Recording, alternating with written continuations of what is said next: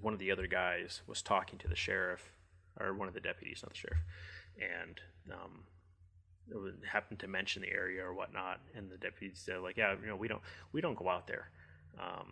We're not gonna respond out there at all for anything. And the guy's like, oh well, like why not? He's like, well, because you guys can shoot further than us, right? Like we see what you guys are doing, and we can't do that. And That's so like, based. I love it. like, yeah, okay, yeah. So like it works, right?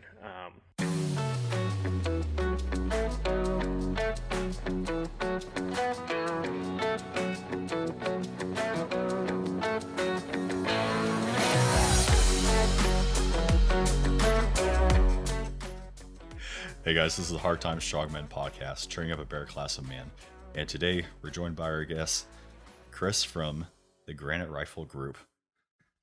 We're going to be talking about him, his company, how it came to be, what his mission was, goals are, and a special program that he is piloting, and hopefully we'll be pushing the community that much further. So, Chris, thanks for coming on the show, man. We're really glad to have you here and excited for the conversation today.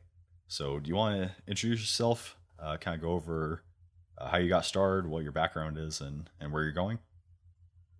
Sure, man. Thanks for having me on. This is pretty rad. I really like you guys' podcast. I've listened to like probably 7 or 8 like episodes straight through without skipping around. They're really, really good. Thank you. I got to say though, your episode on rucking was like freaking spot on. Perfect. I don't know why that one picked up, because no one likes to actually ruck. I hate it. So be it. Well, it's because everybody's rucking wrong. That's why. Because most people, unless they have like legitimate rucking experience, they just shove a bunch of crap in a pack and like they don't cinch it down, they don't load the pack right, and then they just go wandering off into the woods. Yeah. And I wonder why their life sucks, because they got this big loosey goosey. So on a quick tangent here. Have you guys seen? It's an old video. It's probably on YouTube. It's called like the Whip Snake, like the Whip Snake 6000 or something like that. It obviously not right now. Go watch it. It's hilarious. It's a satire video about this guy. He's like this expert backpacker who designs his own backpack. But it's like 30 feet tall. Oh my god! And Goodness. It just like wobbles around, and it's called the Whip Snake. And he just like goes around in the desert hiking in a Speedo, and this giant 30-foot tall backpack with like a water jug hanging by like a piece of rope on it. It's hilarious. So that's a good way to enter things here. Yeah, right. Yeah, I was gonna say, not the worst I've seen. When we were in basic, I saw a kid try to mount his rucksack, like the frame on upside down and backwards, and somehow he got it stable. Oh God. And he was just hating life, deservedly, but Upside down and back. Nice. Yeah, that's funny. Yeah, we get some. But anyway, so incredible to get smart privates. slightly back on track here. Yeah. Oh. yeah. So how did you get your start? What did this? How did this come to be? Well, the earliest stages, I kind of fell in love with rifles specifically at a very young age, because I wasn't allowed to like play with them. I wasn't allowed to see them, right? Like we had a bunch of 22s, and they were always like, oh, they're dangerous, Like I always wanted to go shooting, and we were always busy or whatnot. We did go shooting, but it was never like a regular thing. It wasn't like a big family to do thing. It's mainly just my dad, my brother, and myself. Me being the youngest, obviously. Right. And so that kind of grew like a fascination with them. And then before joining the Marine Corps in like 2011, I bought like my first like a rifle, I guess. Strangely enough, it was actually High Point was actually kind of pioneering, where they had their pistol caliber carbine. This is the High Point 995 TS, right? I still see them at gun shows once in a while. They are just cringe to the max, man. But like I bought that gun and I thought it was like so cool. Like that was a tax return gun, right? I thought it was so cool. and back then they didn't have pistol caliber carbines, and nobody had a cleaning kit for it, so it was just like dirty as crap all the time. I didn't lube it at all. I didn't know what lube was, right? Naturally, yeah. It was bad, man. It was really bad. But anyways, ended up joining the Marine Corps in 2012. Not as anything cool. I was an electrician, and did 5.5, 6 years in the Marine Corps, actually as a reservist. So I'm like super pogue, right? The poguest of the pogue. And that's when I like really discovered like my love for guns, and which was equally frustrating because being a pogue reservist, you don't get too much experience with guns. They give you like just enough to like really tease you about it, which I think is retrospect is a good thing, because the Marine Corps likes to ruin everything that you love. They're like, oh, you like hikes? Guess what? We're gonna ruin that forever. You like camping outside? We're gonna ruin it forever. So. Same thing even with like machine guns. They're like, oh, machine guns are cool. Guess what? Here's a toothbrush and 12 hours of scrubbing a 50 cal. Like, you're gonna really love machine guns after this. So I'm kind of glad that that I didn't have a really heavy weapons based MOS and whatnot. But anyway, so I got out. I was did a lot of armed security. I naturally wanted to do more of that, so I went into a firearms training realm, and I had my own company for a little while, just doing some basic what we'll call like combative pistol, rifle, and shotgun. Nothing crazy, but it was just like a practical, like, here's a rifle, we got 300 rounds. Let's actually like run and gun, not just like stand on a flat range and shoot at paper. Do that to start, but then at the end of it, it was sprinting across ranges and different firing ports and stuff like that. And nice. It was pretty decent because when was this? This was 2014, 2015, something like that. And there was kind of like this, like, the culture was starting to grow a little bit, but there was still this very much like, oh, I took a CCW class. We didn't move at all. We just stood there and shot at paper. Like, I'm a gunfighter. And you're like, no, you're not. Like, let's fit you with armor and, water. That's something, being down here in the Arizona desert, water is massively huge. Water, armor, ammo. Okay, now let's go sprint. And you're like, oh my god, this really sucks. Like, I'm dying when I'm done sprinting. I can't shoot, right? So it's a totally like different mentality than what most people were doing. Not that other like legitimate companies like Haley Strategic, right? They do a lot of that. They obviously know what they're doing. But on the cheaper end of the training schedule, I didn't see too many people doing that. It was all staying at 50 yards. Here's your paper target. Mm-hmm. Up 3 rounds, reload 2 rounds, down. Pretty basic stuff. So after that, at the same time, I didn't realize that I was building my first bolt gun, but I was. It was a Savage Access in 308. I bought it from Walmart, and nice. Yeah, I know, right? Just clutch, man. So I bought it was like a Vortex Crossfire 2, I think, 4-12, and I bought the wrong rings for it on Amazon. They were just like some crap little pot metal rings, and I just stuck those on there. And then I didn't realize the numbers I was looking at on the packaging for the rings. I was like 30 millimeter / 1 inch. I'm like, okay. Then I pull out the measuring tape and I look at it and I'm like, okay, 30 millimeters and 1 inch is pretty close. Like, I guess that means it'll fit a 30 millimeter to a 1 inch. Ooh. So So what did I do? I crammed that scope down into the rings and then just like cinched it down. I was like, all right, let's go shoot. Make it stop. So that was my first we'll call serious bolt gun, and obviously it wasn't very serious. So there was a very long, painful journey to like from that point to when I finally bought a fat wrench and I bought good rings and I torqued it down properly, and then all of a sudden my group shrunk from 3 inches to 3/4 of an inch, and I'm like, you've got to be freaking kidding me, man! Like that was it. Yep. And so a lot of those really big like duh moments that I'm trying to like save people from now. So, fast forward a couple years, shot my first rifle match. My eyes were opened to the possibilities of like what rifle shooting could be.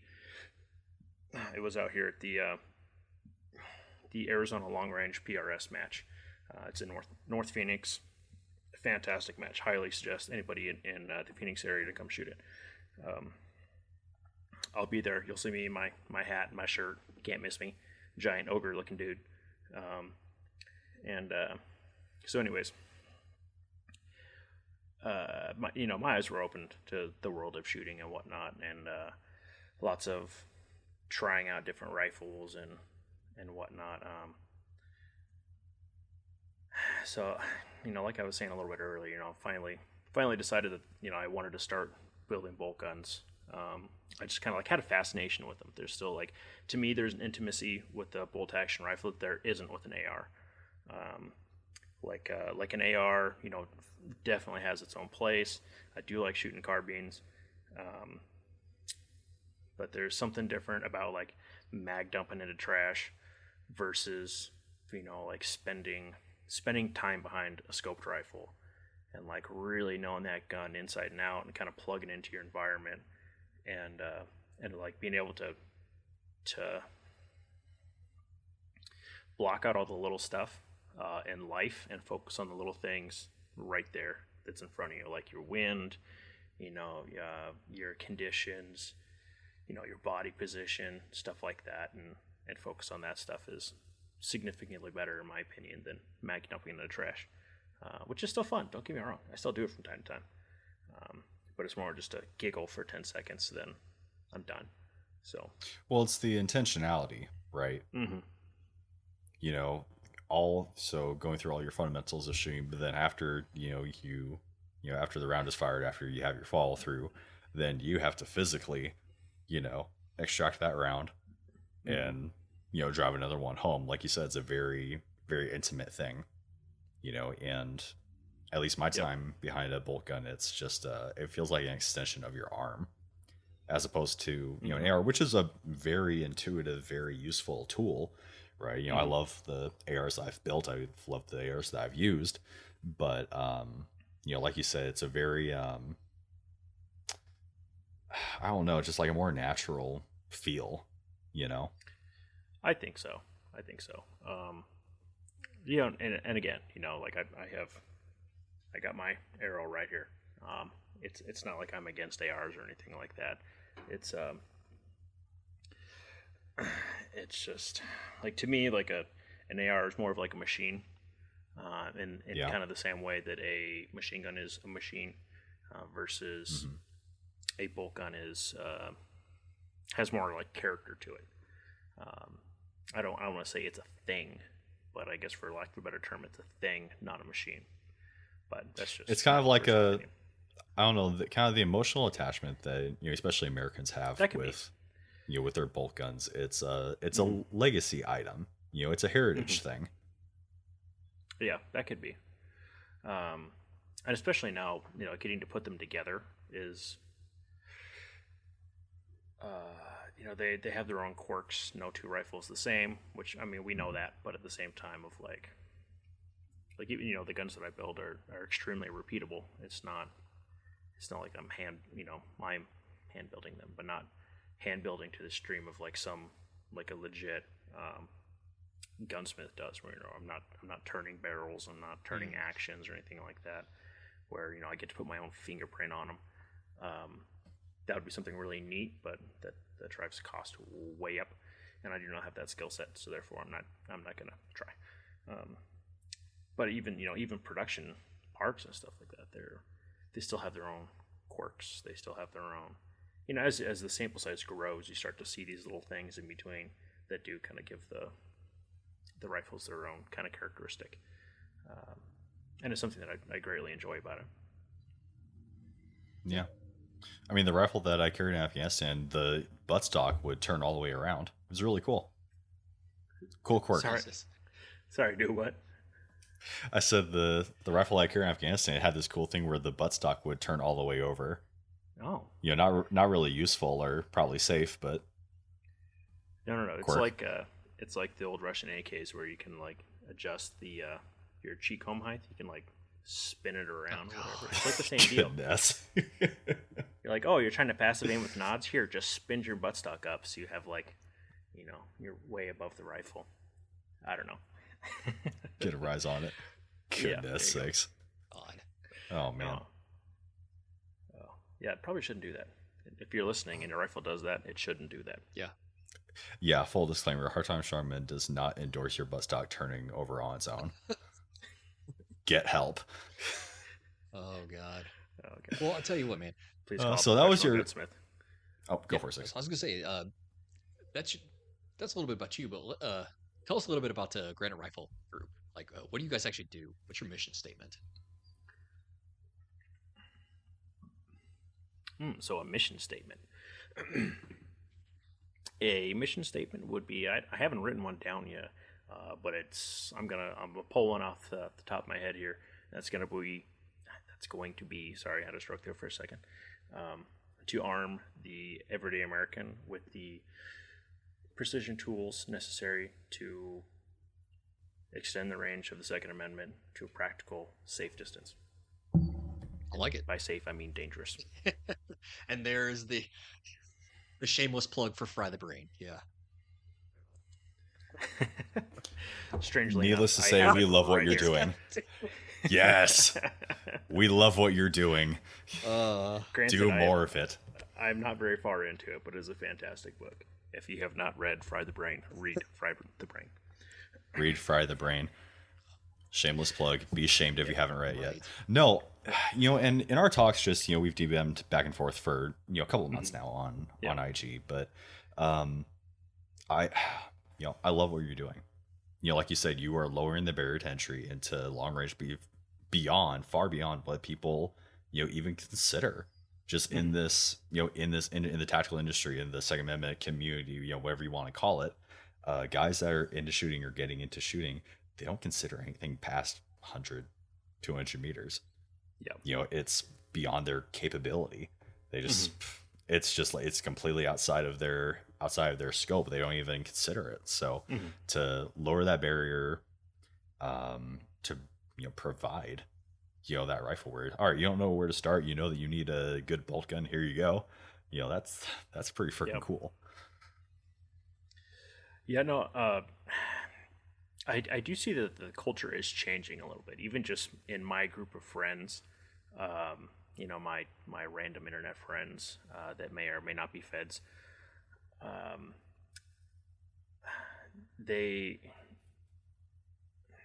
The theory is changing, right? The bolt guns have become sexy enough to where, just like how the tactical AR became sexy, bolt guns are coming into that light, which is very conveniently timed for me. But at the same time, it used to be like anybody that can shoot 1,000 yards was like a master, right? They're like, oh my gosh, that guy, man, he's like a world-class shooter, right? And now it's like, yeah, dude, like I shot 1,000 yards with my 308. It's got a 20-inch barrel on it. I used factory ammo. Yes, I do have more time behind bolt guns than most people do. However, it's not hard. It's really, really not that hard. And I see the tides changing on that, especially with help from the skinny speed shooter Lucas Bakken. He recently got into long range and stuff like that. So whether you like him or don't, there's still tons of eyes on it, and there's tons of eyes looking at that going, like, oh man, that's pretty cool. My one problem is that he always buys. Granted, he makes a bunch of money, so he can do that no problem. But he buys like the nicest Gucci stuff, and so like people might look into it and then like look at that stuff and see like, oh, they see in the comments that he's shooting like a, I don't know, he's shooting a, not AICS, Accuracy International rifle or something like that, which I don't know if he actually is or whatnot. Then they go and look that up, and they're like, oh my gosh, that thing's so expensive, right? And then there's that barrier of entry, right? Bang, right there in front of their face, and now they kind of discount the idea of it. So hopefully somewhere along that Google search, they find me, or we can provide it may not be as nice of a rifle as that, because those are very, very nice rifles. However, that rifle is like massive overkill for most people. Yeah. I would say that it's massive overkill for Lucas, right? He's just getting into the sport. And again, granted, the money issue isn't really there for him. So why not buy the best thing, right? I get it. I would probably do the same thing. But for most people, like the rifles I build and stuff like that, they're going to be massively more accurate than anything that they've ever shot. They're going to be able to shoot way further and way more accurately than anything they've ever been able to do before. And you can do it for significantly less money than some of the other stuff they're going to find on the internet. Their rifles aren't featured in Call of Duty like some of the Accuracy Internationals are, but they're still there. There's still plenty of capability, and the light is shifting into that area, which is again very convenient timing for me. Yeah, well, I think with your rifles and just like anybody's just AR they either bought or built, it takes a long time for your capability to grow to where you've outgrown a rifle. It takes a long time, and most people aren't going to get the rounds behind their rifle to reach that point. Not saying all, but it's going to be a very small fraction. So to just provide that percentage of people, like you said, with a rifle that's going to immediately give them that capability. Obviously you need to put in the work for your fundamentals and just working on your skill set, but having a tool that is capable of that is a huge asset. Yep. I mean, even thinking back to like learning rifle fundamentals in the Marine Corps and stuff like that, which is really like my very first onset of formal rifle training or fundamental training, really, in any fact there. And like my M16A4, like how accurate was it? I don't know how accurate that gun was. We're shooting like 62 grain whatever Lake City ammo, that the green tip stuff, and I mean it shot okay. What is acceptable accuracy for your infantryman? What is it? I don't know what that is. It's probably not that accurate, right? I mean, if you look at the doctrine of why we switched to a 223 caliber 5.56 whatever over the 308 battle rifles and whatnot, was for suppressing fire. We could suppress way more, right? That's not accuracy. If you happen to hit the guy in the face while you do it, cool, but no, that wasn't the intent. So how accuracy by volume. Exactly. So how I would really like to get it behind another A4 and like really shoot it and kind of see how it does. It's probably gonna suck. Maximum effective range of the A4 is 550 meters, just so you know. Yeah, I mean, not that anybody really takes. You should be ashamed that you had to look that up.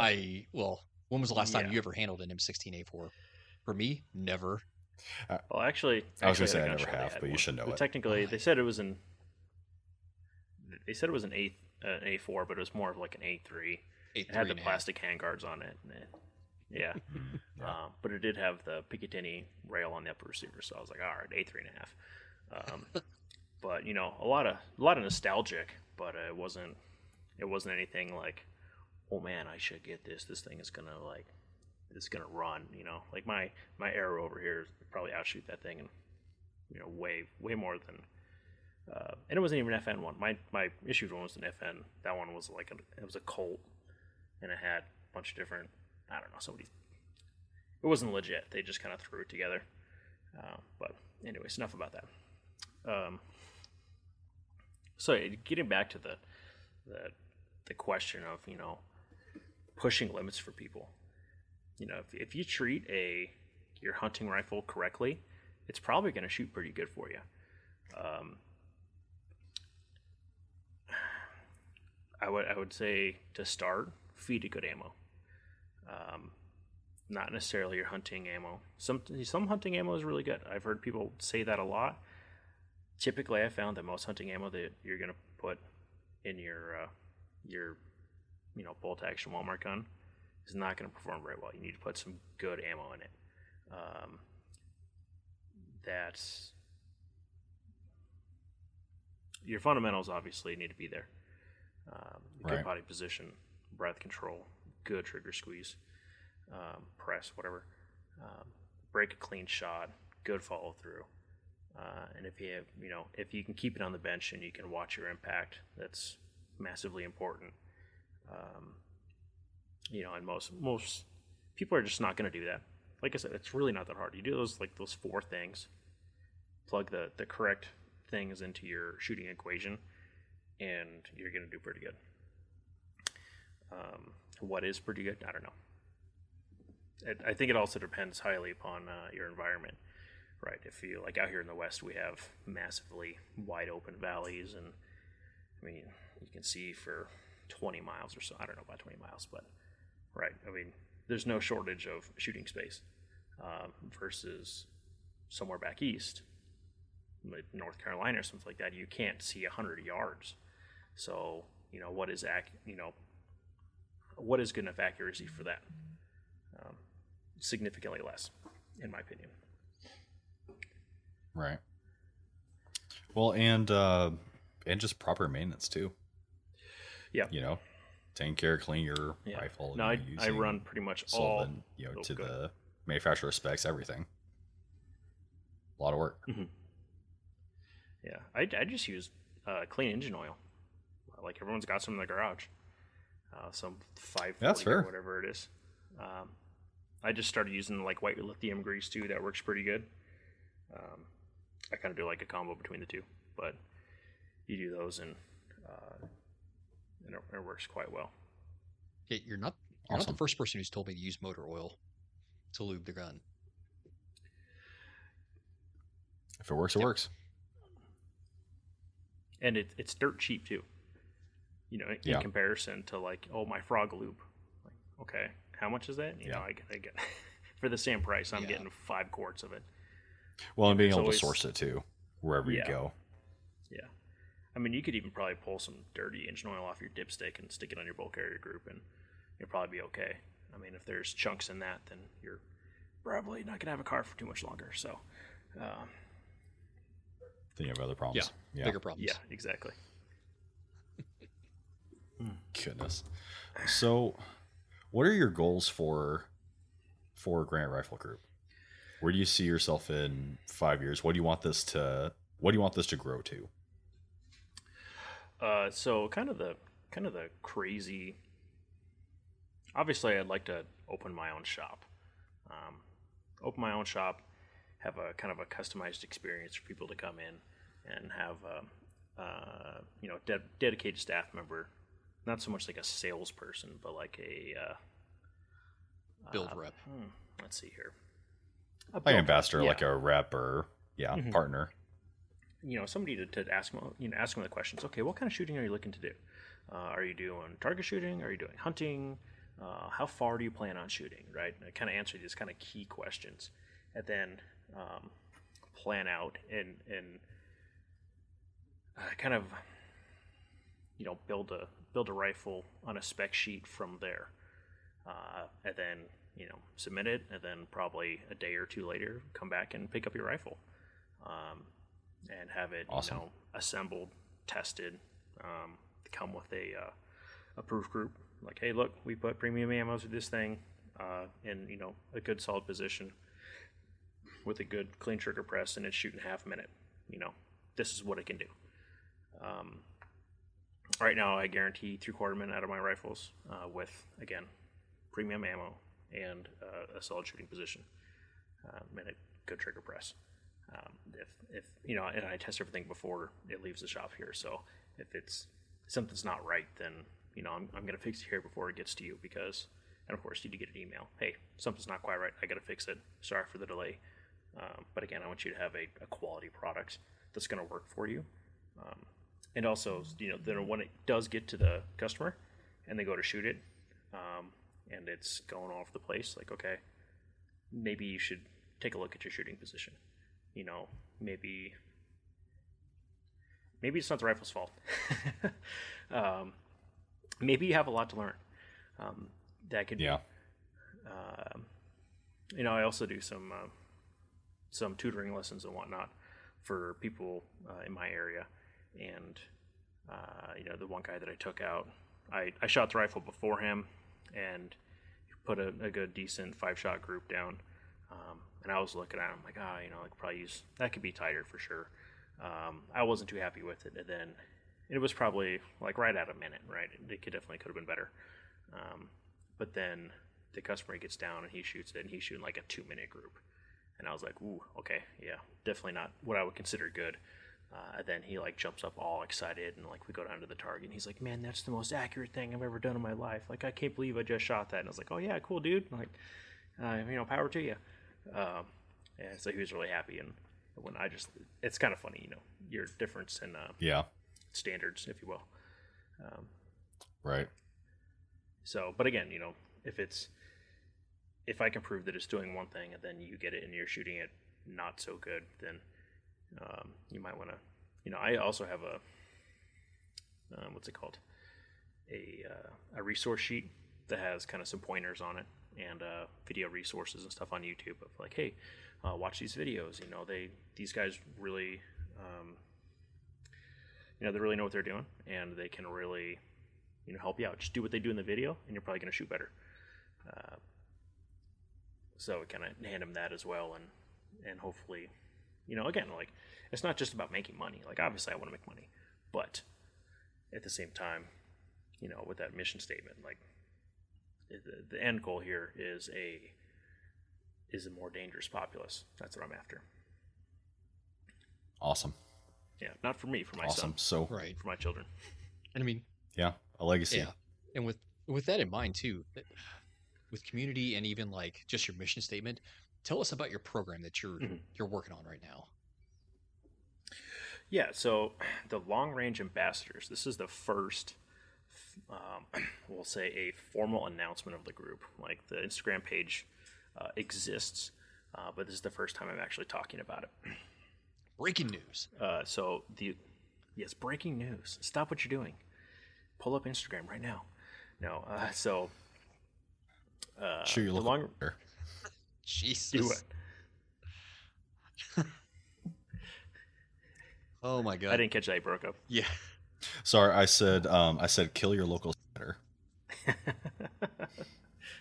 Oh my god. You don't necessarily It's have to okay. kill I'll be them. editing this. Yeah, you don't have to necessarily kill them, but you could definitely scare them. No, sorry for interrupting. Please. No, you're fine. Please talk about your program.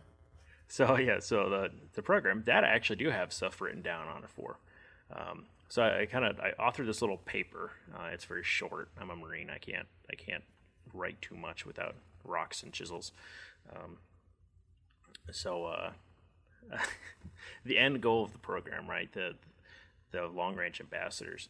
The end goal right here, to have a vast majority of the American populace to be armed with the tools, skills, and experience to engage targets at 700 yards with a 75% hit ratio.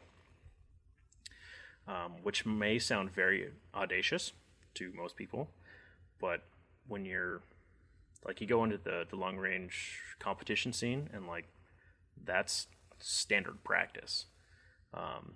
Like, if you can't do that, then something's messed up or you're messed up or, something of the sort. I'm not going to say it's easy, but it's extremely doable. Again, especially with the right tools. Fundamental. Yeah, fundamentals. It's just, again, that this, not so much the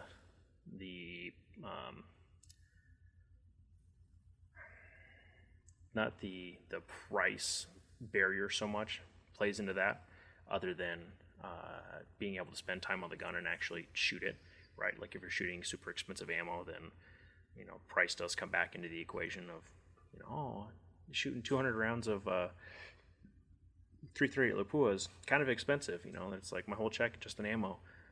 Goodness. Versus like 308, you could do that all day long, or 223, right?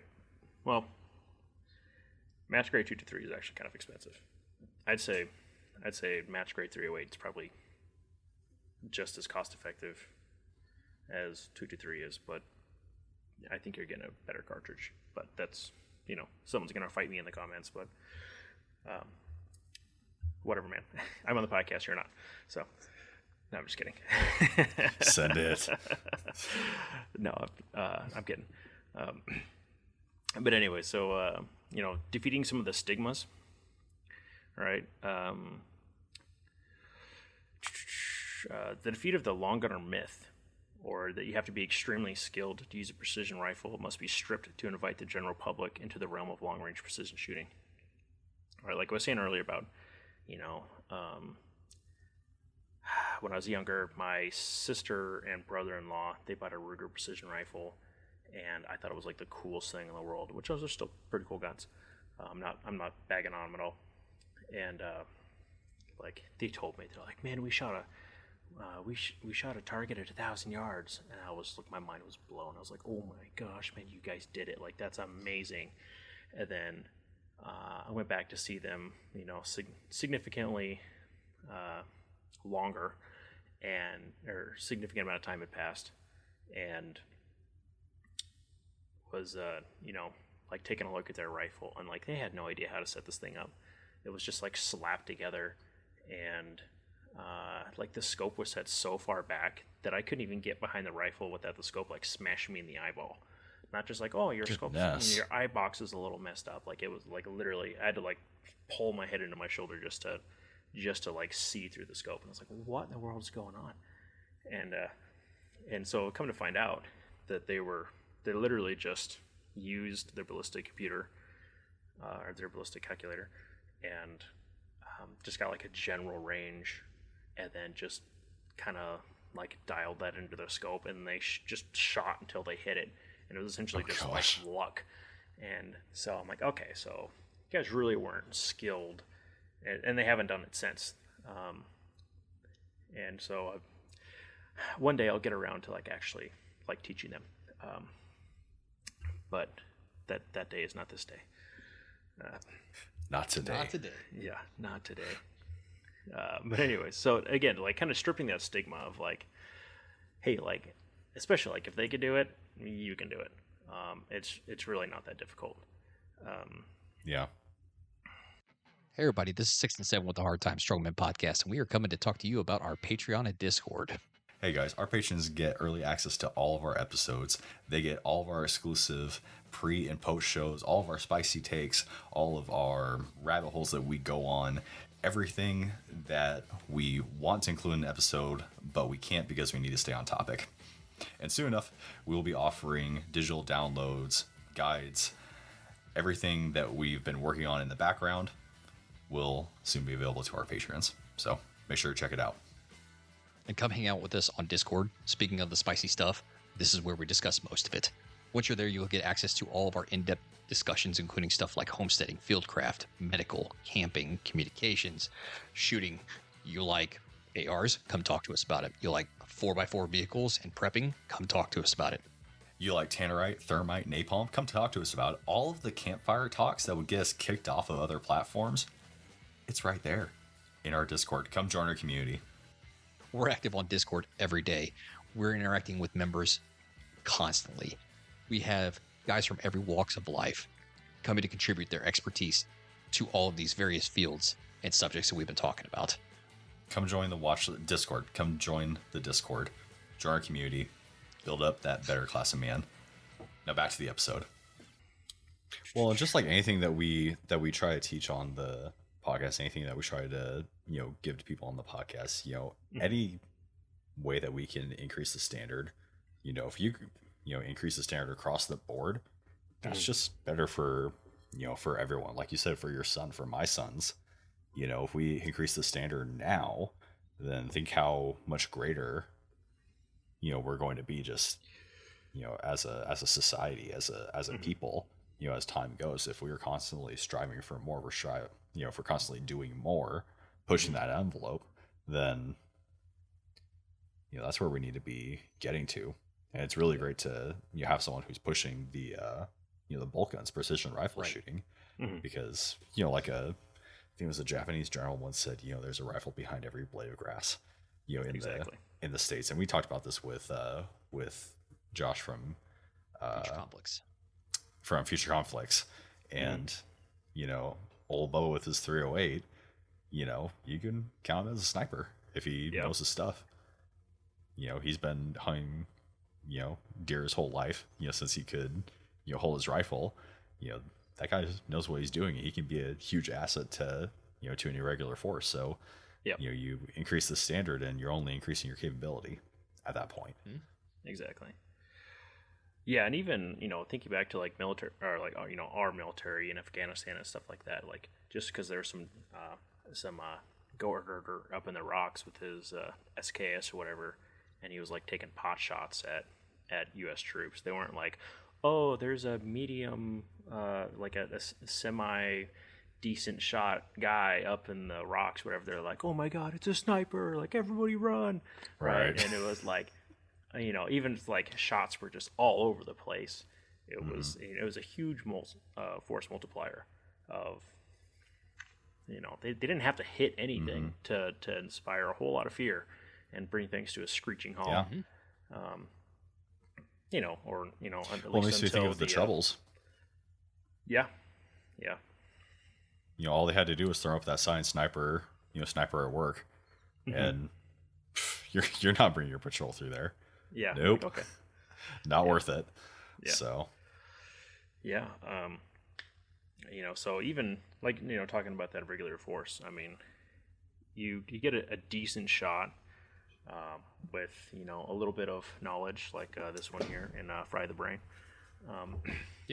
And then give them a decent rifle that's capable of shooting 700 to 800 yards, preferably a whole lot further, and start cracking some rounds over people's heads. And guess what? They're going to go to ground. They're going to go to cover, and hopefully you have other forces in the area to capitalize on that. So it's not just you waiting for the JDAM to land on your face. But and it's an extremely effective tool.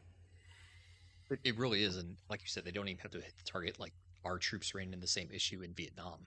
Like they'd have old Farmer John out there with some crappy Chinese-made SKS just cracking off random rounds from behind a hay barrel, not hitting anything, not even hitting the hill itself, and people were still running for cover. So it's very much a good tool for psychological warfare, because man, like you guys were hitting on, like if there's a sniper in the area, or even a perceived sniper, like it's enough to where they're going to have to allocate a lot of resources to take out that sniper, or at least locate that sniper. And even then, you're still not going to go into that area. Yeah. Yeah. No, I just did a training event with a good friend of mine. Here's a plug for Tim over at the Guerrilla Mentor. He's out here in Arizona as well. Shout out to Tim. Puts on some fantastic, a super awesome dude. Classes are extremely affordable, and they're really top-notch stuff. He does a really, really good job. But I've taken a lot of classes with him, and I went out as Op 4 myself, and a real Army sniper went out to play enemy snipers in a valley, and his recon team was supposed to move into the valley, unseen. If they were seen, then we had authorization to shoot them with a blank, and then they had to deal with that. But they had to move into the valley, and find us, observe us, and then get out again without being seen, and then essentially report up to what we would consider higher command, even though it would be an entirely civilian force. And it's just a fantastic course and whatnot. And so like some very basic things, like I built a ghillie suit off of Amazon, and it wasn't even good. Like I'll just break up the outline a little bit. Picked a pretty like medium hide site. I didn't even hide my barrel. I left my barrel sticking out. Because again, my job was to be observed, right? I wanted them to find me, and I couldn't find them. Neither could the other guy, and they couldn't find us. Like all of us were way too camouflaged, and there's next to my little hide site, there was a little walking path going up this little hillside and stuff. And so I started taking trash, and I was like throwing trash, like my snack wrappers and stuff, out of my hide onto the walking path. And they saw the trash, and they're like, "Oh, like could that be it?" And they're like, "Oh no, he's not dumb enough. He wouldn't do that." And so they like completely looked elsewhere. And so like they like had me in their binos, didn't even see me. And again, like I was not doing anything special. I was not doing anything crazy. It was extremely easy to hide. Like a little, you can get them on Amazon, like I can't remember who made it, but it's like an airsoft quality ghillie hood. Just vegged in a little bit. It's got some what's it called? It's not real jute.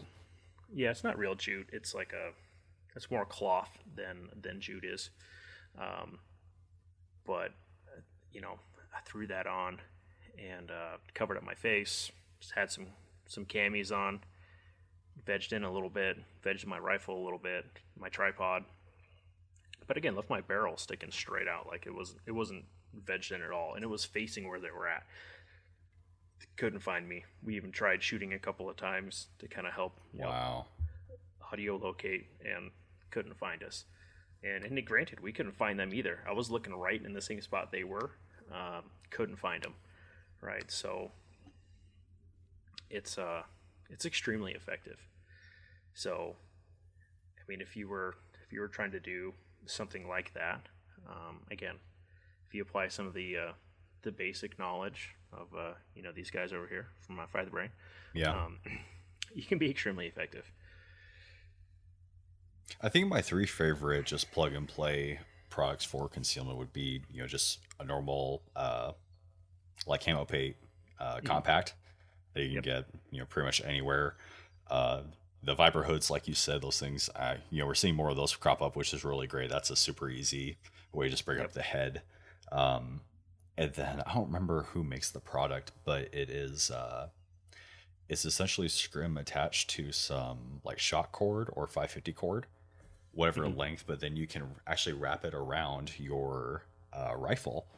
Yep. And it's actually a really effective way to just break up the silhouette and just the signature of a rifle. I don't remember who made it. I found it on Instagram. I wish I knew what their plug was so I could shout them out, but just super, super great application, super great ingenuity people are coming up with. And just something that you could throw on, 2-3 minutes. Yeah. So pretty cool stuff. Yeah. I found, because I bought one of those. I know what you're talking about. It's like kind of like, it looks like a foxtail essentially, like a really long foxtail that you like wrap around stuff. And I didn't like it that much. I ended up like, it was too long and I didn't want to cut it, so I didn't end up using it. But I just bought some.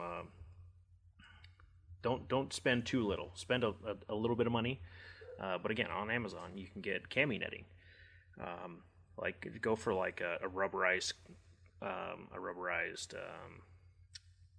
what's it called? A canvas. Don't get like a plastic because it doesn't look right. They make a whole bunch of noise. But you get like a rubberized canvas cami net. Cut that up. drape it over your rifle. Leave a little spot for your objective lens to peek out of. And man, Bob's your uncle. You're set. It's extremely easy to hide. Well, and people just not being afraid to paint their kit. Oh, that too. Rail can your rifle, rail can your ruck. I mean, just everything. It just helps so much. Just from a jet black rifle to something that's actually passable. It's minimal effort. $20 at Walmart. You're off the you're on the way. Yeah, it's fun too. I mean, I was just talking to a guy at a gun show about this. I can't remember how it came about, but essentially he wanted advice to on how to rattle can his rifle. I'm like, okay, step one, don't care. It's not gonna come out the way you think it's gonna come out. It's still gonna look good. Worst case, you gotta do it again because the colors weren't quite right. Right? Just tape up the important stuff. Objective lenses. Close your dust cover, or your cover up your bolt or something like that, so you're not getting grime down in there. Just go crazy with it. Right. Have fun. Yeah. Again, if you don't like it, just start over. Yeah, Try a different color. Yeah. I think my favorite. Oh, go for it. Oh, I was gonna say, one thing I found is do a darker color first, and then a lighter color over that. Tends to, it'll even though it's the same colors, you'll completely change the look of the rifle, versus doing the light and then dark over it. It's kind of weird, but dark first, light second. And somebody might be saying, that makes sense. But people don't know. Yeah. Yep. Yeah. And, it is very freeing, the first time that you paint your rifle, because I feel like it just helps people get over that mental block of, this isn't my baby. This is a tool. Exactly. When you actually paint, get over that black coating, and it's like, oh yeah, this is for work. That's right. I think my favorite video on painting a rifle was from Grantham, Granddaddy, where he took a freaking scar. Yeah, he's like, all right, let's paint this rifle. And he just threw it on the ground. I was like, what the hell did you just do? Yeah, the L can. Yeah, just wham, threw it down. I was like, oh. And then he painted it. I was like, oh, that's bad if I'm reacting like that. But yeah, he just threw it on the ground. I was like, you monster. Yep. So what a Chad move. But I mean, and it helped get me over that block. It's like, dude, if he's just throwing his scar around, I can paint my rifle. It'll be okay. Yep. Yeah. No. And I've actually. Oh, go ahead. Oh no, please. Oh, I was just saying, I've sold a gun because it was rattle canned. It was my old trainer gun. It was beat to absolute crap. It had all the attachments on it. I didn't think it was gonna sell. I just threw a price tag on it at a gun show, and it was way more. I was expecting to have to kind of haggle on it, and then somebody came in and man, that's so cool, and they just stuffed money in my face, and I was like, okay. He's like, hell yeah, brother. Yeah, and I was like, all right, I guess I have to go build myself a new trainer gun. So, yeah, I bet. Yeah, it worked out well for me. I mean, they still got a perfectly functional rifle, but I mean, I had had this thing for 8 years, and it had seen many cans of steel case Wolf and stuff like that. And goodness, it was thoroughly abused. Still worked though. Still worked really, really well. So that's not a standard business practice. Oh. Just to be clear. So we talked about your company. We talked about you. We talked about your program. Any closing thoughts? The last thing I put in our show notes was, where do you want to see the industry? Where do you want to see the community be in the next 5 years with what you're doing with what the other influencers, what other companies are doing? Where do you want to see us go with this, knowing that this is a heritage, knowing that this is a legacy type deal? What we make, what we break, this is going to be inherited by our sons and our daughters, and no matter where the country is, our communities, our families, our neighbors is what they're going to have. So where do you want to see us go? How can we help with that? Like, how can the community as a whole help achieve that kind of thing?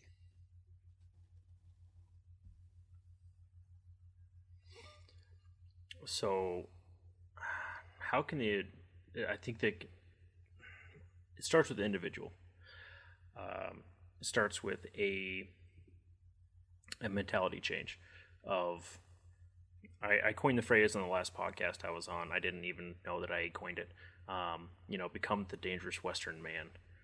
That doesn't necessarily mean Western, as in, like the Western half of the United States. Obviously, there's lots of dangerous men on the east side of the country as well. But the mentality of, men coming across, and families as well, not just men, but men coming across the Western frontiers on horseback, rifle in hand. It was a tool. It was a life. It was a link to life, right? You didn't, if you lost your rifle, you were as good as dead. Like, you couldn't hunt, you couldn't defend yourself. I would like to see that come back. This mentality of, like, I am armed. I'm not taking crap from anybody, right? That frontiersman attitude of, it's just you and me out here, partner. Like, no one's coming to save you. No one's coming to save me. It's a completely different lifestyle than, like, oh no, my neighbor's is being noisy. Like, better call the cops, right? And I'm not saying show up to your neighbor's house with a rifle. That's not what I'm saying whatsoever. But have that mentality of, no one's coming to save you anymore. Like, that is over. That's self-reliance. COVID should have proven that to you. If you haven't figured that out yet, then I don't know what to tell you, man. But no one's coming to save you. Right. Well, that self-reliance, and like you said, your rifle being a tool, your rifle being an extension of yourself. Again,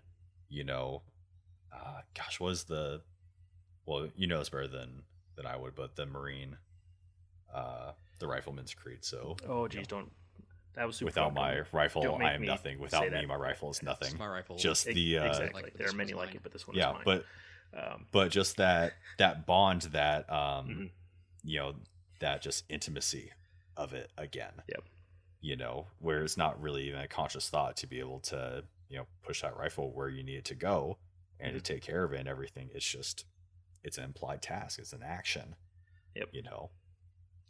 Yeah, well, I literally just had this conversation with my son, like 20 minutes before we started, right? He's getting ready to go off to t-ball practice. My wife's taking him, we got our daughters going with him and stuff like that, and I'm helping him tie his cleats and whatnot. And so my wife comes in, she grabs her pistol and whatnot, and she's loading up to go out. Then he's like, "Oh, Mom, why do you have your gun?"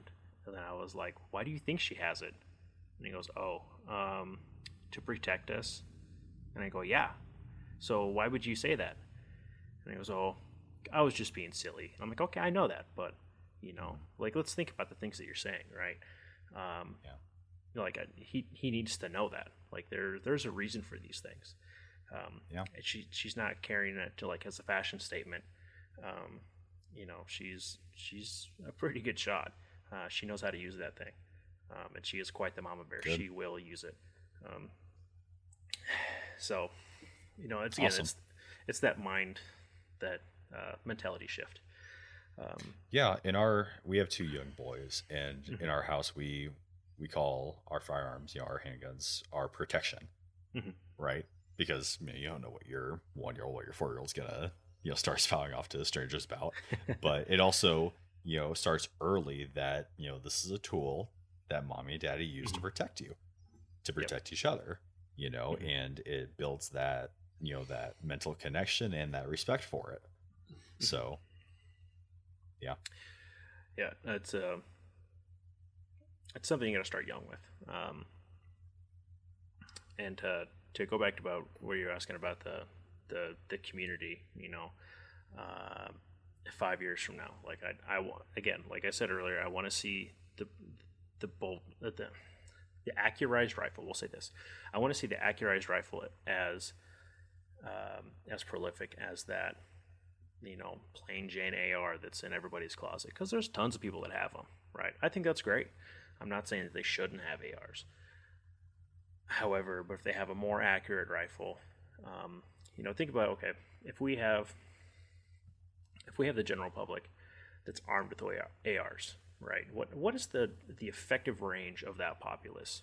Your general, obviously, we're going to have more experienced people mixed into the group than not. It's probably not very far, right? Maybe 200 yards, and that's like area target, right? Where they might be able to suppress somebody at 200 yards. So let's swap that rifle out. Let's get people more educated. Let's get them more trained up. Let's bump that to, say, 600 yards, right? That is a huge advantage, right? As a significantly more dangerous populace. That's what I want to see. That makes me excited. There's one of my public ranges that I use. It's technically on state trust land, where we're not supposed to be target shooting, but we go out there and do it anyways. We have an established range on a hillside there, and we're respectful. We don't trash the desert. We pick things up. There's a couple of guys, including myself, that are actually kind of what's that name of it? Stewards of the land, right? Take the time and the responsibility. Take it upon yourself. It's not your mess. Doesn't matter. Go pick it up. It's your area too. So, we go out there and shoot and stuff like that, and we've had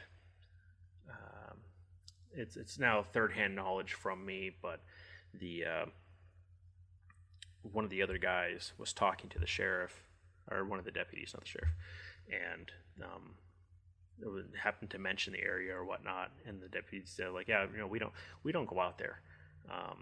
We're not gonna respond out there at all for anything. And the guy's like, oh, well, like, why not? He's like, well, because you guys can shoot further than us, right? Like, we see what you guys are doing, and we can't do that. That's so based. I love it. Like, yeah, okay. Yeah, so, like, it works, right? And even, like, you're like, yeah, I remember that. Yeah. Even, just your average, like, Joe Schmo, they're like, oh, man, don't go out there, guys. Like, there's guys, there's snipers out in the hills, right? They can shoot, thousands of yards. And we're like, no, the furthest target's like 700 yards. Like, it's, it's not that far. But then people, that's like God mode to some people. Yeah. So. And then you're like, no, it was 15. Yeah. Like, it was even further. Oh, I love it. That's awesome. I had to count for the Coriolis effect. That's how far it was. Goodness. What's the Coriolis effect? Exactly. If you have to Google it, you uneducated swine. Oh, God. Anyways. I love it. Man. Well, I tell you what. Oh. Chris, thanks for joining us today. Chris from Granite Rifle Group and the Long Range Ambassador Program. It's been a pleasure having you on, man. Yeah, so real quick, I branched off of this and I didn't get to fully explain the Ambassador Program, right? So the way it works, there's the Instagram page on, obviously, Instagram, right? long_range_ambassadors. Go on there. There's going to be featured it should be under the stories. It might be a little bit different as it continues to get set up, but you might be able to go through the post. Hopefully you can go to the story highlights, and you can find your state. Go to your state, and there should be an ambassador for that state. Obviously, We're just starting out. Obviously, we got Arizona. I got one in Kentucky.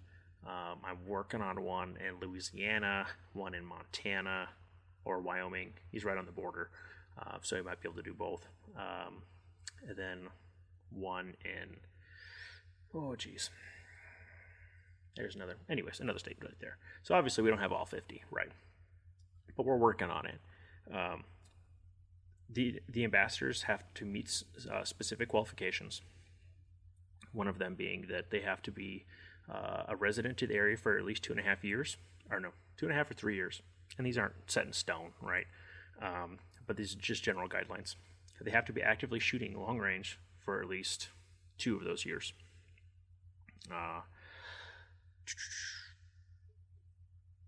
There's more. I could pull up the document, but I'm not going to do that right now. Long story short, if you think you qualify, which you very well might, it's not like these are like super, super hard things to qualify for. If you're passionate about the sport, you actually want to help people, you have the time to do so. It's completely voluntary. Go on the page, DM me, right? We'll talk, we'll set up a phone call, we'll chit chat for a bit, and we'll go over the qualifications. And if it's something that we both want to do, then I'll bring you on as an ambassador for your state. We can have multiple ambassadors for each state because obviously one state is a very big place. So we can break up into regions after that. Like if there's already one person for your, if 5 people, call me after this and say, hey, I want to be an ambassador for Phoenix. Sorry, already got one. I'll put you on the list. If they, decide they don't want to do it anymore, I'll give you a call. Right. But hopefully we can get maybe 2 or 3 per state for like a northern region, eastern, southern, whatever it is, kind of divided up by region like that. So if you're looking to get into the sport, you can go on there, find your state, contact your ambassador, and then they can help you find places to shoot. They can help you possibly put together a rifle, maybe answer some dumb questions you might have, and hopefully help you build ranges, right? Build and develop ranges on public land. The ambassadors also, I have a promo code from shootsteel.com that's just for the ambassadors, so that they can purchase steel targets at near cost, and we can help develop these cool. Ranges, at a much more efficient rate. If you find steel targets out in the hills, please don't take it. Leave it there. Just shoot it, paint it up, and then go home, right? Let's keep growing the community. Right. Yeah. Awesome. Where else can people find you besides the ambassador? Drop your socials. Okay, so that's the my social security number? No. I mean, if you want to. You want my credit card and the 3 numbers on the back? No. No, so obviously we got the long range ambassadors Instagram, but then my company Instagram, is Granite _Rifle Group _LLC. Typically, if you just get Granite Rifle into the search bar, you'll see me pop up there. Again, reach out. Reach out if you got questions. I'll happily answer any question that I can. I might defer to somebody else if I don't know. Typically, I can answer most questions. I have gotten stumped a couple of times. Then, yeah, that's all I'm going to talk about. You don't need to know my personal ones. They're too spicy for typical Instagrams, so I'm amazed that they're still on there. So, no sweat, man. Well, Chris, thanks again for coming on. We really appreciate you and what you're doing, and hopefully Absolutely. we can build out this community and get things rolling. Absolutely. Thank you so much for having me. This is, again, you guys put out a freaking fantastic podcast, and I'm excited to do this and hear about it, and again, let's grow the community. Awesome. Yep. Awesome. Well, we love what you're doing. As always, guys, this is the Hard Times Strongman podcast, cheering up a better class of man. Stay in the fight.